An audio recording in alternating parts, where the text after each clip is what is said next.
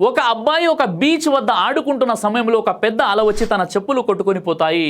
అప్పుడు ఆ అబ్బాయి ఆ బీచ్ దగ్గర ఉన్న ఇసుకలో సముద్రం దొంగ నా చెప్పులు ఎత్తుకొని పోయింది అని రాస్తాడు. దాని తర్వాత ఒక వృద్ధురాలి కొడుకు ఆ సముద్రంలో కొట్టుకొని పోతాడు.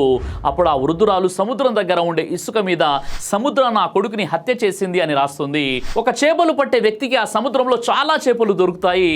ఆ చేపలు పట్టేవాడు ఇసుక మీద సముద్రం నాకు అన్నం పెడుతుందని రాస్తాడు. ఒక వ్యక్తికి ఆ సముద్రం ఒడ్డున ఒక ముత్యం దొరుకుతుంది. ఆ వ్యక్తి సముద్రం చాలా మంచిదని ఇసుక మీద రాస్తాడు. ఇంతలోనే ఒక పెద్ద అల వస్తుంది. వీళ్ళు నలుగురు రాసింది కొట్టుకొని వెళ్ళిపోతుంది. నీతి ఏమిటంటే సమాజం మనల్ని ఎన్ని రకాలుగా కామెంట్ చేసినా ఎన్ని మాటలు అన్నా మనం సముద్రంలా మారిపోవాలి.